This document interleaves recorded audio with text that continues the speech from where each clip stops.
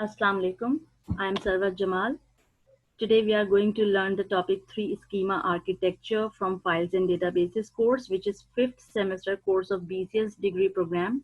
But before commencing my lecture, I pay my heartfelt gratitude to my honorable principal, Professor Khalda Parveen, who is not only my motivation and inspiration, but she has always guided me and she is always available to guide and assist her staff.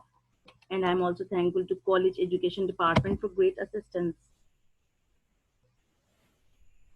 So after completing today's lecture, we will be able to define relation in database, a relational database management system, and we will be able to define a schema, and we will discuss 3 schema architecture. So you will have a general understanding about the 3 schema architecture or 3 level architecture. That then we will be exploring more about the different levels of a schema, the external level, the conceptual schema, and the internal schema as well. Then we will see inter-schema mapping. So let's start. What is a relation? A two-dimensional table is called a relation in a relational database model. Basically, the term relation was originally defined by E. F. Cott in relation database theory. A relation in a database means a table. As we all know, the table is made up of rows and columns. Each row is called a tuple and each column is called an attribute or field. As we can see here, the student ID, student name, major, credits, course number, grade, all these are the fields. And we can see the student, this is the table and this is called relation. So basically any entity from a real world, so it becomes a relation or a table, and entity has some set of attributes or the properties or the characteristics, just like a student has some ID, student has name, major, credit. So all these are the attributes. So these attributes becomes the field. What is a schema? A logical representation of a database. So what is meant by the logical representation? The term schema refers to the organization of data as a blueprint of how the database is constructed. It means the database is divided into database tables. So basically, schema, it is the logical representation, the name of a relation and its set of attributes. So basically, a table, relation means a table, and all the fields, set of attribute means all the fields for a relation. That is called a schema. And what are the different ways of writing a schema? So how will we prescribe an schema? Let's take example from the real world. You can see student schema here. We have taken the example student. So student is the table name or the relation name, and the set of attributes are student ID, student name, major, credits, course number, and grade. Let's move on. Other example, patient. Patient is the relation or the table, and this is an entity, and the set of attributes belonging to the entity patient type is patient ID, patient name, gender, date of birth, address, and the physician. Then we have the last example, employee from an organization. So it's a data, it's a relation. And what are the different set of attributes of the fields? Employee ID, employee name, job, manager ID, hire date, salary, commission, and department ID. So this is how we write a schema of a relation. Now, the 3 schema architecture. What is 3 schema architecture? As we saw in our previous lecture, the 3-tier architecture. So basically this is the same architecture, but here we will see the inter schema mapping. Here we will see the schema or the levels in more detail. So it has 3 levels. And what are those 3 levels? The 3 schema architecture is the database standard proposed by NC Spark, and it is being used worldwide, and it is the only most popular agreed upon standard for database systems. And this framework is used to describe the structure of a specific database system. It contains 3 levels. Okay, external level, the first one, which is also the presentation layer in the 3-tier architecture. Now, the second level, conceptual or logical level, which is the business application or the business logic layer, the application layer in the three-tier architecture.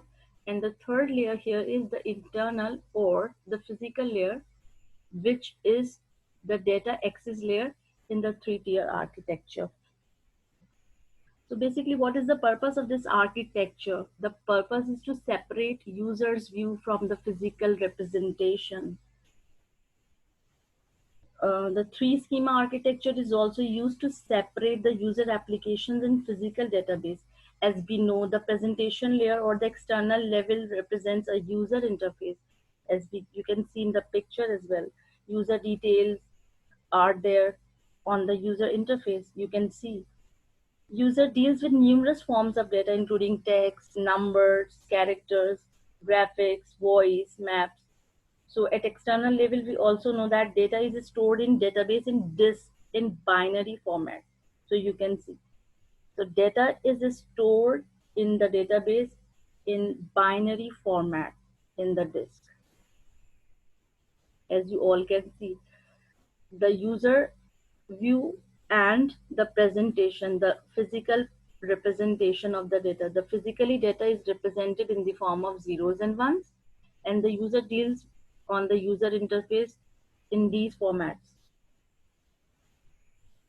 You can see different users view of data. We have different forms here. The user interface.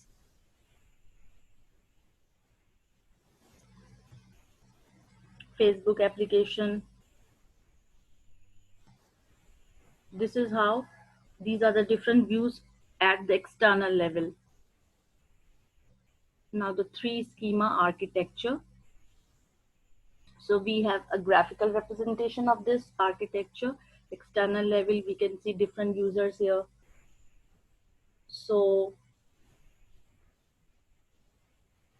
this is the graphical representation of three schema architecture, and we can see the three layers. At external level, we can see each user has a view of database and limited to the appropriate portion of the user's perspective of reality. So we can see there are different users. There may be hundreds of thousands or millions of users. Here, external or conceptual mapping takes place. Then we have conceptual level. It provides complete description of the information content of database. And at conceptual level, it is also referred to as community level or logical view. All data definitions, entities, attributes, and their relationships are represented here along with constraints. Then we have the internal level. The internal is schema which implements all the inner details and defines the intention of the database. So we have to remember the intention of the database is designed at internal level, and extension of database is designed at conceptual level. Now we will discuss each schema level in detail in the upcoming slides. So first of all, we will deal with external schema. So external schema allows data access to be customized and authorized at the level of individual users or group of users. For example, we can have different examples of students, faculties, and deans. They have their customized and limited access rights.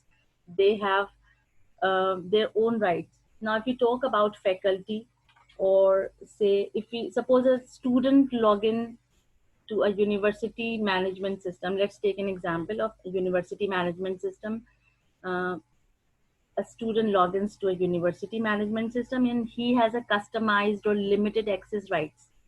Okay, and he can view his present information, the personal information, personal details, his marks, GP, courses offered, the fee structure, about the faculty information, which faculty is teaching the courses, which courses are being offered, and the classes schedule, his attendance in the upcoming seminars and conferences, and how much payments he has made.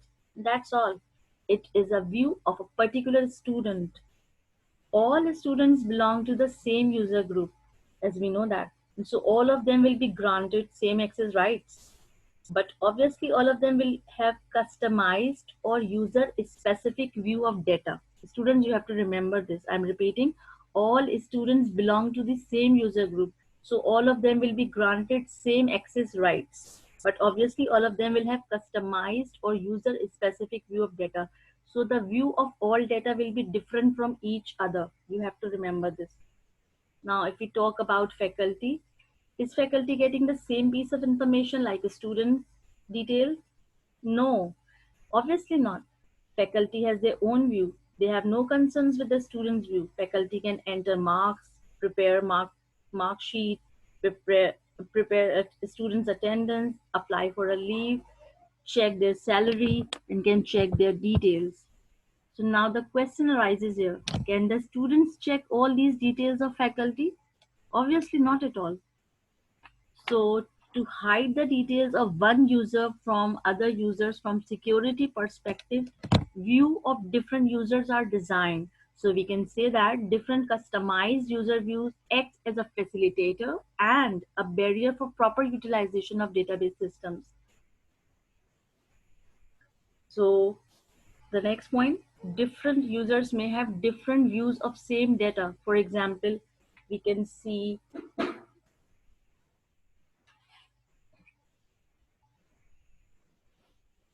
we have different departments, just like accounts department, examination department, registration department, and enrollment department. All of them want to have a different view of the date format as seen in the examples, given examples, DDMMYY. One other department wants to have the other format month, day, and year, and the third department wants to have DDMM and YY, and the fourth department wants to view the date in this format MMDD YYYY. So basically external schema provides a consolidated view. It means it provides all the details. So external schema provides a consolidated view. It stores data in such a way that it can be provided to all users in their desired format. So whatever the different users may require, all the data in a detailed view, a consolidated view is stored or is designed in the database. Users' external view is created after considering data access, reports, and the transaction needs. It means whenever external schema needs to be designed or the user interface needs to be designed, uh, certain things are under considered: data access, what will be the reports, and what will be the transactions which has to be processed. The external schema is guided by end user requirements. Here, what is meant by end user requirements means end user requirements need very serious considerations. It needs to be gathered.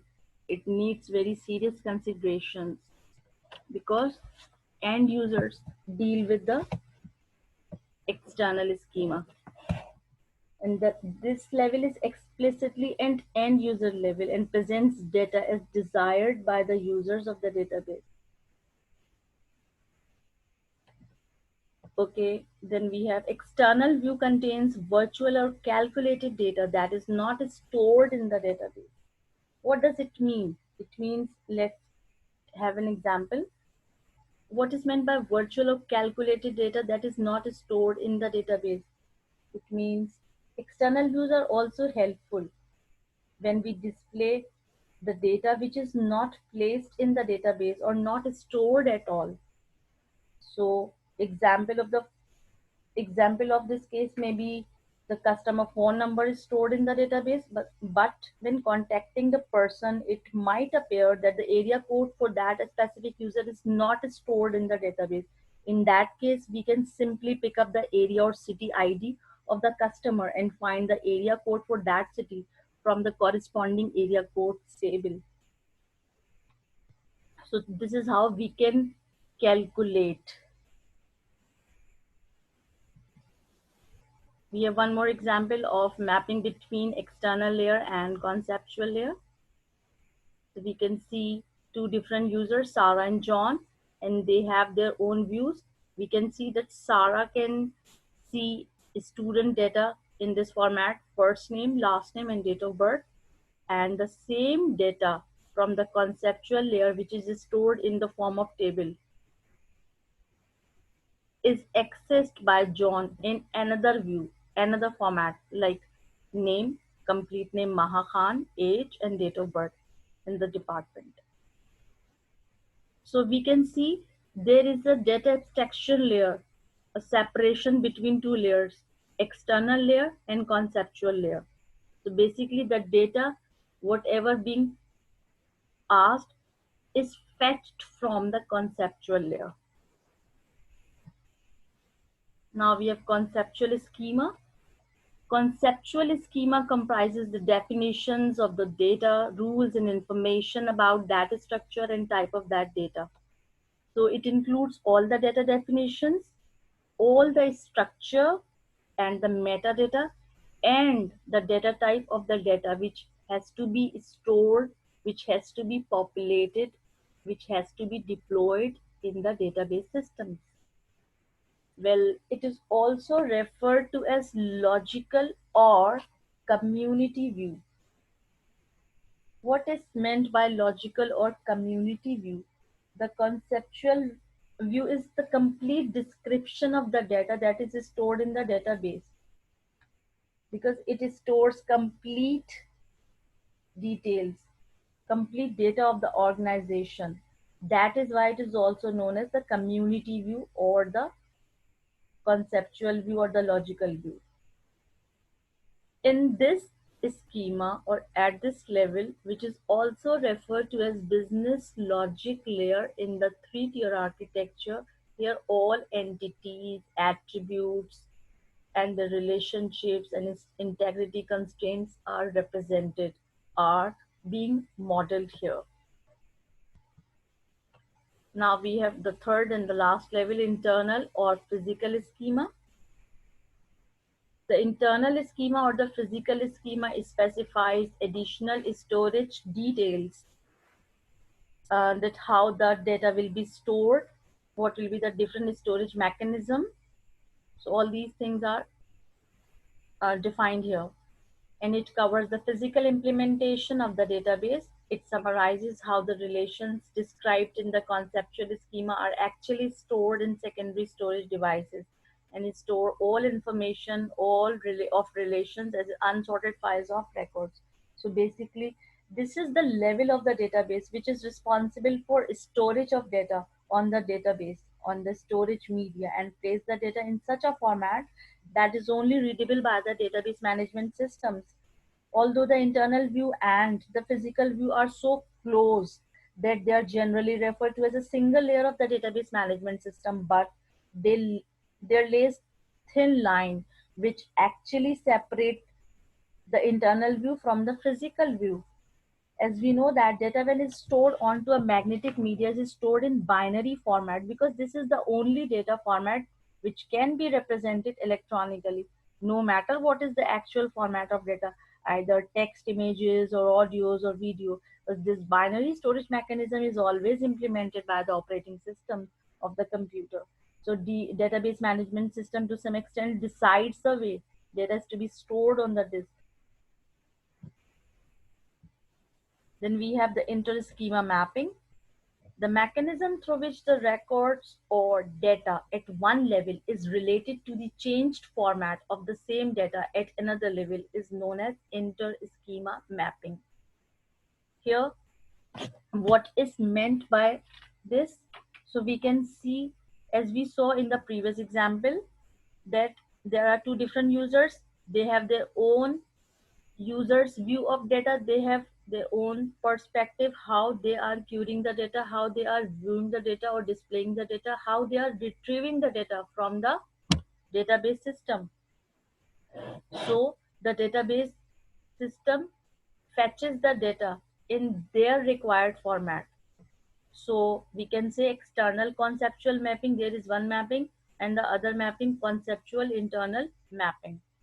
So we have two types. When we associate one form of data at the external level within the same data in another form, this is called external mapping. And When the data at the conceptual level is correlated with the same data at the internal level, this is called conceptual or internal mapping. Now the question arises that how this mapping is performed. It means how it is possible to have data at one level in date format at a higher level. The same data shows us the age. It means we are talking about the date of birth. The date of birth is stored in the database, but we are asking for the age. We are asking the database management system to compute age for us, for the user. So this hidden mechanism conversion system, or the formula which converts the date of birth of an employee into age, is performed by mapping function, and it is defined in the specific external conceptual mapping. For example, when the data at the conceptual level is presented as the age of the employee, it is done by the external schema of that specific user. Now, in this scenario, the external conceptual mapping is performing the mapping with the internal view and is retrieving the data in desired format of the user. And in the same way, the mapping between an internal view and conceptual view is performed. So we can see clearly mapping or connectivity is performed between different levels of database management system. So why do we need mappings between a schema level? So there are two main reasons. Mapping is needed between schema levels for two reasons. These are schema matching and visualizations, to visualize the data, to view the data. And the mapping also helps in different kind of transformation. So we need to transform from one view to another view. So students, thank you. We stop here. Inshallah, we will come up with the next important topic. Thank you.